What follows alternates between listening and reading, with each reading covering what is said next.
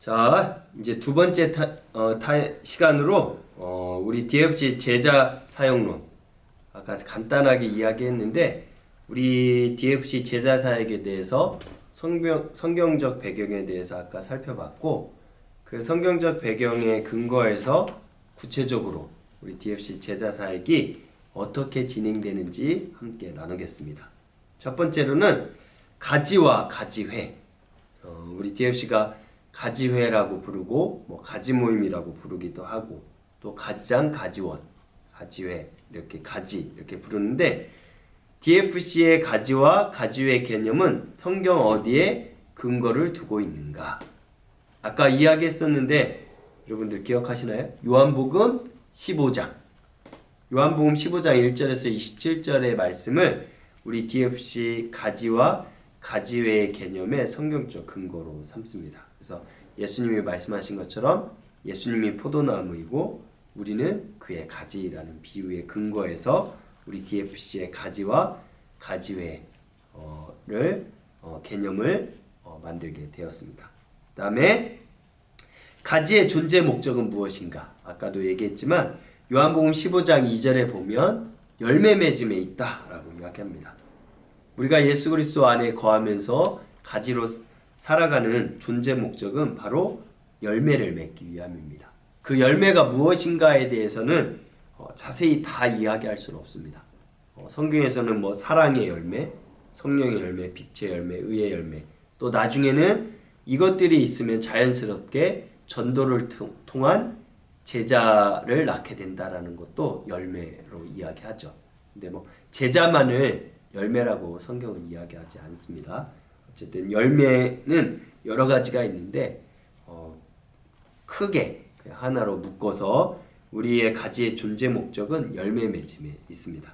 그러면 우리의 가지회, 우리의 가지 모임, 여러분들이 하고 있는 가지장과 선교사님과 뭐 가지원과 하고 있는 이 가지 모임이 가지회가 건강한지는 무엇으로 평가할 수 있을까? 우리가 한 사람의 건강 상태를 볼 때에도 육적인 것과 또 심적인 것, 정신적인 것, 또 그 개인뿐만 아니라 주변 사람들과의 관계, 뭐 이런 것까지 다 살피잖아요. 아무리 몸이 건강해도 주변 사람들과의 관계가 안 좋고 정신적으로 건강하지 못하면 그 사람은 온전하게 건강하다고 할 수는 없습니다. 또 반대로 몸은 정신적으로 아주 건강하고 주변 사람들하고 관계도 좋은데 몸이 병나 있고 아주 심각한 질병에 걸려 있으면 그 사람도 건강한 사람이라고 또 이야기하기 어렵죠. 이와 같이 한 사람의 건강 상태를 평가할 때에는 종합적으로 평가를 합니다. 그래서 우리의 가지 모임과 우리의 가지회의 건강 상태는 이렇게 종합적으로 질적으로 또 양적으로 조직적으로 여러 가지를 종합해서 고려해서 평가합니다. 그래서 여러분들이 속한 가지회, 넓게는 우리 서울 DFC가 건강한지는 질적인 면, 양적인 면, 조직적인 면 여러 가지를 고려해야 되겠죠. 자, 그 다음에 제자들 선교의 가지회의 구조는 어떻게 되는가? 아까 이야기했었습니다. 핵가지회, 핵가지장이 이끄는 핵가지회, 작은 가지장이 이끄는 작은 가지회, 큰 가지장이 이끄는 큰 가지회, 그 다음에 막가지회가 있습니다. 졸업한 막가지장들, 졸업생들의 모임을 막가지회라고 부릅니다. 이렇게 구조들이 있습니다. 자, 그 다음에 가지장은 예수 그리스도를 나의 주, 나의 하나님으로 영접한 사람으로서 복음을 전하여 누구를 낳아 양육하는 자이냐면 바로 가지원을 낳아서 가지장은 누가 임명해서 세운다라기보다는 가지론에 나와 있는 우리 제자들 선교의 사역 지침서에 나와 있는 원칙으로는 현장에서 적용할 때는 조금 여러 가지 해석과 적용의 방법이 달라질 수는 있겠지만 이론적인 면에 있어서 원칙은 가지장은 가지원을 낳아야, 그러니까 새로운 사람을 전도하거나 연결해서 그 사람을 양육하고 가르칠 때에 바로 가지장이 되는 것입니다. 뭐 가지장이 먼저 임명받고 가지원을 낳고 이런 것이 아니라 가지원을 뭐 자식을 낳아야 부모가 되는 원리와 아주 똑같습니다.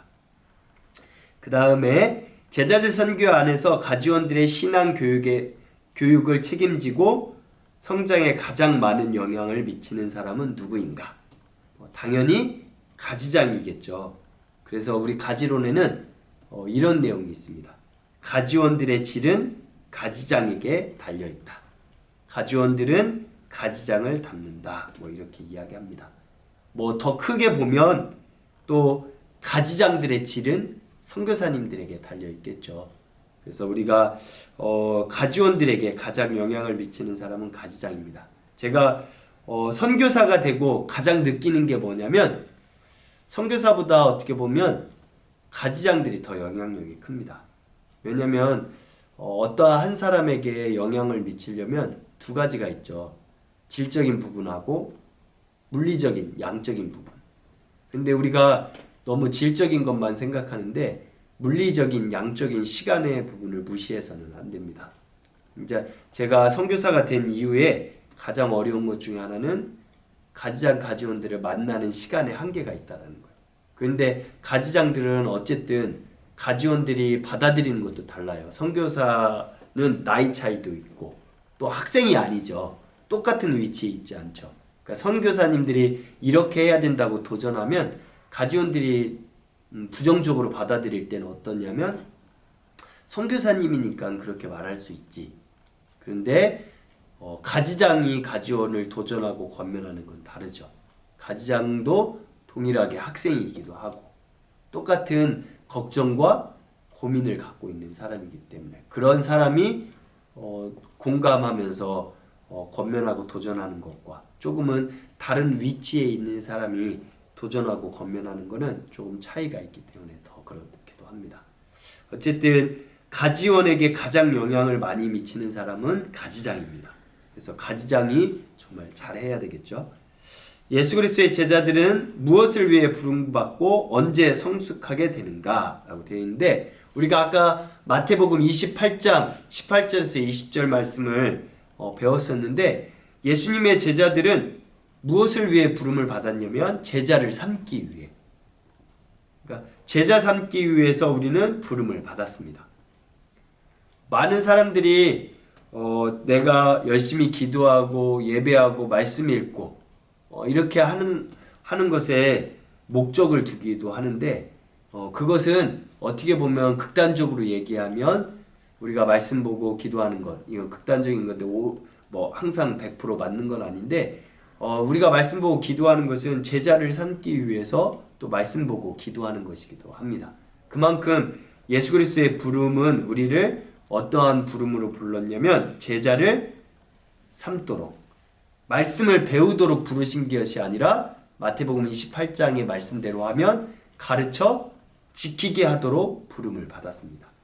그러니까 교회 공동체나 우리 DFC 공동체에 와서 말씀을 배우려고만 한다면 아직 온전한 예수님의 제자라고는 할 수는 없어요. 온전한 예수님의 제자가 되려면 어떻게 해야 되냐면 제자를 낳아서 제자를 삼아서 가르치는 자가 되어야 됩니다. 그리고 뭐 이거는 교회 공동체 안에서만의 원리가 아니라 교육학에서도 그렇습니다. 가장 중요한 건 배울 때가 아니라 가르칠 때에 성장하게 되고 가르치려고 할 때에 이해도 빨라지고 자기 것이 됩니다. 가르쳐보지 않았으면 아직 그것은 자기 것이 아니라고 말해도 과언은 아닐 수도 있습니다.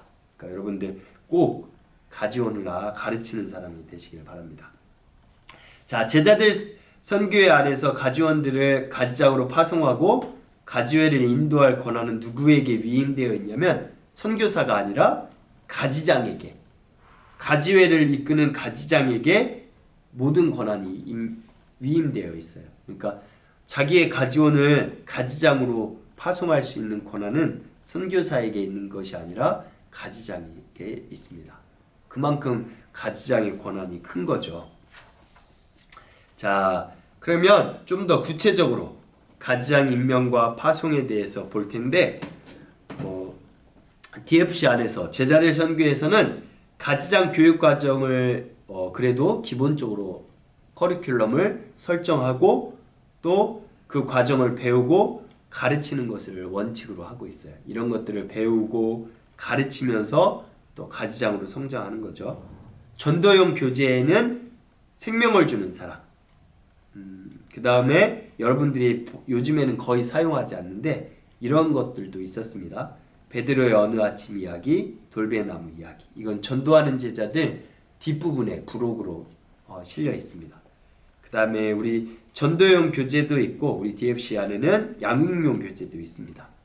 이미 배웠고 또 배우고 있는 사람들도 있을 텐데 첫 번째로는 새 생명의 걸음마, 그리고 마당 교재 1권부터 5권, 그러니까 한 마당부터 5마당까지 이렇게 마당 교재가 있습니다.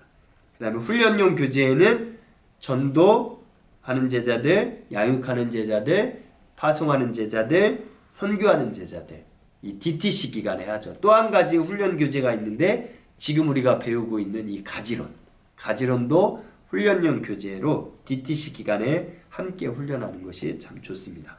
자, 이러한 교재들을 통해서 배우고 가르치면서 우리가 가지장으로 성장해 가는 겁니다.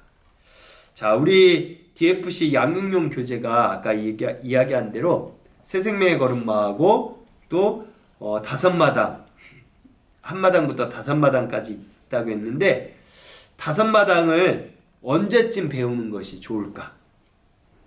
자, 여러분들이 생각할 때 5마당, 우리 DFC 안에 좀 잘못 들어와 있는 생각이 5마당을 4학년 때 배워야 된다라고 많이 생각을 합니다.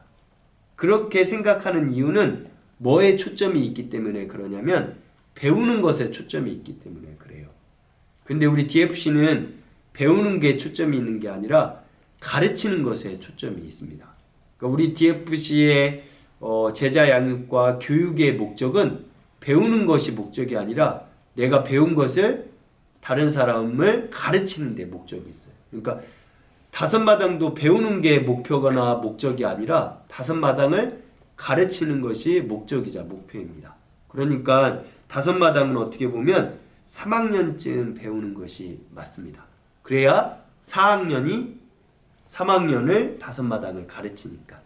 근데 뭐 산술적으로도 가능해요. 현실적으로는 좀 어려울 수는 있어요. 형제들 같은 경우는 군대 가기도 하고 군대 갔다 와야 하기도 하고 또 중간에 자매들도 열심히 하다가 또 중간에 슬럼프가 와서 열심히 못하는 경우도 있고 한데 산술적으로 우리가 한 학기가 15주잖아요. 새 생명의 걸음마 6걸음 1학기 때 끝내고 1학년 1학기 때 끝내고 1학년 2학기 때 한 마당 2학년 1학기 때 2마당 2학년 2학기 때 3마당 3학년 1학기 때 4마당 3학년 2학기 때 5마당 이렇게 산술적으로만 해도 거의 가능하기도 합니다. 그래서 할 수 있는 대로 우리 가지장들은 우리가 배우기 위해서 부름받은 것이 아니라 가르쳐 지키게 하기 위해서 부름받았다라는 것을 명심하고 할 수 있는 대로 내가 5마당을 가르치고 졸업해야겠다가 아니라 5마당을 가르치고 졸업해야 되겠다라는 생각으로 DFC 활동을 하면 좋을 것 같습니다. 자, 그 다음에 우리 제자들 선교의 신앙 공동체 생활 장소이며 가지장들과 가지원들이 전인격적으로 교제하고 돌보는 공간이 있는데 우리 서울 DFC에는 아직은 없는데 초당이라고 합니다. 우리가 초당이라고 하는데 우리 DFC 지체들끼리 함께 모여서 자치 생활을 하거나 이렇게 신앙 공동체 생활하는 곳을 초당이라고 합니다. 저는 DFC에 들어와서 1학년 1학기 때부터 결혼하기 전까지 군대 생활 2년 2개월 빼놓고는 다 초당에서 지냈습니다. 그래서 신앙훈련에 참 도움이 많이 됩니다. 나중에 우리 서울 DFC에도 꼭 생겨났으면 하는 바람입니다. 자, 그 다음에 가지장은 가주원들을 전인격적으로 양육하기 위해 초당 안에서 무엇을 공유해야 되는가 라고 되어 있는데 이건 초당뿐만 아니라 우리가 가지장이 가주원을 전인격적으로 돌보고 양육하기 위해서는 하나님의 말씀을 가르치는 것뿐만 아니라 가지원들과 삶을 공유해야 됩니다. 아까 우리가 첫 시간에 했던 건데 가지 모임의 정의에 대해서 이야기할 때 무엇이 있었냐면 가지 모임의 두 기둥이 있는데 뭐냐면 하나님의 말씀을 가르치고 배우는 것 첫 번째 가지 모임 시간에 해야 될 것, 두 번째 전인격적인 교제. 이게 가지 모임에 꼭 있어야 될 두 가지입니다. 하나님의 말씀의 가르침과 배움이 있어야 되고 두 번째는 전인격적인 교제. 보통 형제들은 가지 모임하면 주로 성경 공부 위주로만 하는데 반대로 또 다 그렇지는 않지만 자매들은 또 교제 위주로 하는데 어느 하나만 있으면 건강한 가지 모임이라고 할 수는 없어요. 성경 공부도 있어야 되고 서로 같이 식사도 하고 차도 마시고 놀기도 하고 영화도 보고 여러 가지 때로는 공부도 할 수 있고 게임도 할 수도 있고 이런 삶의 공유가 꼭 필요합니다. 이러한 것이 있을 때 건강한 가지 모임이라고 할 수가 있고 또 한 가지 가지 모임에는 또 목표가 있습니다. 가지장과 가지원이 만나서 매일같이 성경 공부하고 같이 교제하고 둘만 즐거워서는 안 되고 결국은 그 가지 모임을 통해서 제자 낳는 제자가 세워져야 돼요. 자기의 가지원이 가지장과 같이 또 다른 가지 모임을 형성해서 가지원을 낳아서 가지 모임을 형성하고 그와 같은 모임을 해가야 됩니다. 둘만 만나서 기쁘고 제자를 낳지 않는다면 그 가지 모임도 건강한 가지 모임인지 좀 돌아봐야 되겠죠. 그 다음에 초당의 생활 수칙이 있습니다. 이거는 그냥 읽고 넘어가겠습니다. 선교사와 가지장 중심으로 생활한다. 남자와 여자는 함께 생활하지 않는다. 정기적으로 말씀을 읽고 기도한다. 열린 공간으로 나누는 삶을 실천한다. 공동 식사를 한다. 가지장과 가지원이 서로의 생활, 신앙, 학업 등과 인격적인, 전인격적인 관계를 돕는다. 이렇게 돼 있습니다. 자, 제자 사역과 대학 생활에서 초당이 필요한 이유. 이것도 읽고 우선 넘어가겠습니다. 우리 서울지구에는 아직은 피부에 와닿지 않는 부분일 수도 있으니까 훈련의 시간과 질을 높임으로 정예화된 제자들을 양성할 수 있다. 공동체성과 인간관계를 형성하는 데 도움이 된다. 신앙 공동체 안에서 생활함으로 건강한 신앙과 인격 형성에 도움이 된다. 평생 동역자들, 동기, 선배, 후배를 만날 수 있다. 인간관계와 사회생활의 기초적인 부분들을 삶으로 체득할 수 있다. 이런 것들이 있습니다. 자, 그 다음에 그러면 제자 낳는 제자 사역이라고 되어 있는데 한번 같이 이건 읽어보겠습니다. 자, 시작. 제자들 선교회는 제자 낳는 제자의 삶이 복음 전파와 지상명령 성취를 위해 주님이 우리에게 주신 가장 효과적인 방법이라고 믿는다. 제자 낳는 제자 사역은 출발이 시시하고 미약해 보일 수 있다. 그렇다 할지라도 우리는 단번에 많은 제자들을 낳겠다는 욕심을 버리고 겸손히 제자 낳는 제자들을 양육하고 파송해야 한다. 네, 첫 번째 단락에 나온 것처럼 우리에게 주신 가장 효과적인 방법이라고 믿는다. 그러니까 우리 DFC에게 주신. 그러니까 우리가 다른 단체라든지 교회 공동체를 보면서 왜 우리와 같이 사역하지 않느냐라고 비난하거나 뭐라고 해서는 안 됩니다. 우리 사역에 대한 자부심은 있어야 되지만 각각의 단체와 공동체에게 하나님이 주신 효과적인 방법이 있어요.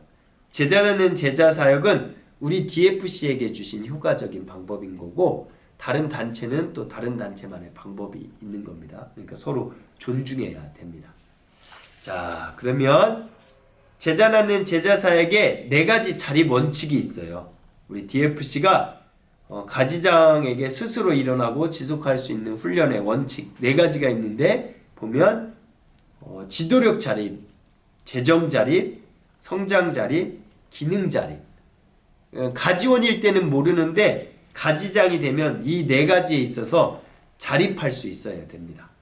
첫 번째로 지도력 자립인데 보면 가지장은 가지원들을 낳아 가지회를 형성하고 가지원들을 양육하고 파송하는 전 과정을 수행해야 한다. 위 모든 일은 가지장 중심으로 자치적으로 이루어져야 한다. 그러니까 가지장이 됐는데도 가지원을 어떻게 양육해야 될지 몰라 항상 처음에 선교사님들의 도움을 받을 수는 있겠죠. 아니면 그 위 선배 가지장들의.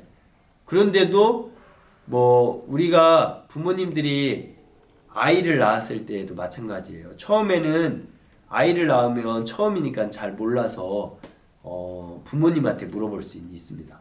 그런데 그 자녀에 대한 책임은 그 자녀를 낳은 부모가 책임지는 거예요. 또 실수를 반복하면서 또 배우는 거기도 하고 언제까지 자기 선배들이나 부모님을 의지할 수는 없는 겁니다. 그러니까 가지장이 된다는 것은 지도력 잘해. 이제 가지 모임을 이끌어가고 사역을 하는 데 있어서 스스로 이제 자립하고 판단하고 그렇다고 해서 주변 사람들의 조언과 충고를 무시하라는 얘기가 아닙니다.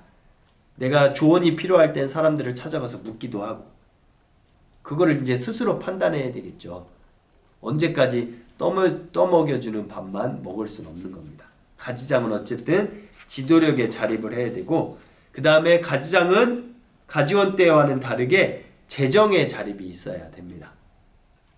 재정적인 부분에 있어서도 훈련비, 뭐 우리 DFC는 좀 그런 거에 잘 세워져 있긴 한데 뭐 DTC 할 때 훈련비도 내고 수련회비도 지역교회하고는 좀 다르죠. 지역교회에서는 많은 부분 교회에서 지원하지만 우리 DFC는 이 재정적인 부분에 있어서도 자립을 할 수 있어야 됩니다.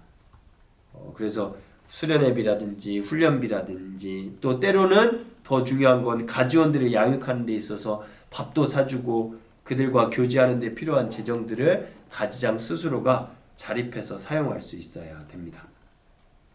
자, 그래서 가지회는 신앙 및 재정 공동체로서 선교 재정에 대한 공동의 관심과 책임을 갖고 선교 사역을 감당해야 됩니다. 그 다음에 성장, 자립도 가지장들은 이루어 가야 됩니다.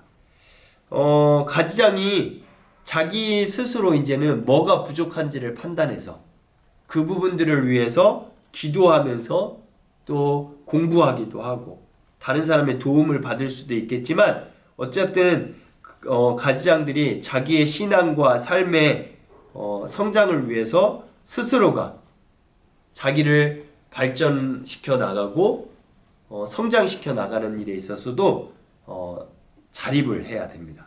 그래서 질적인 면도 그렇고 양적인 면도. 제가 요즘에 선교사를 하면서 요즘 대학생들의 가장 큰 문제점 중에 하나가 뭐냐면 바로 문제 해결 능력이 굉장히 떨어진다는 거예요. 자립심이 떨어진다는 거예요. 자립심. 아까 얘기한 지도력 자립, 재정 자립, 여기 보면 이제 성장 자립이 있는데 스스로 뭔가 문제가 주어졌을 때 스스로 그것을 어떻게 해결해 갈 것인지 판단하고 그 문제를 해결해 가는 것.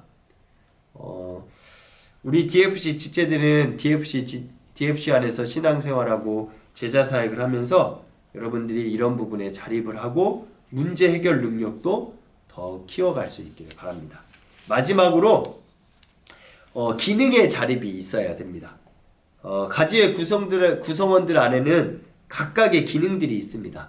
선교사는 선교사의 기능이 있고 총가지장은 또 총가지장의 기능이 있고 또 찬양을 인도하는 사람은 찬양을 인도하는 사람의 기능이 있고 또한 섬기는 위치에 있는 사람들 뭐 여러 가지 각각의 자기의 기능이라는 것이 있습니다.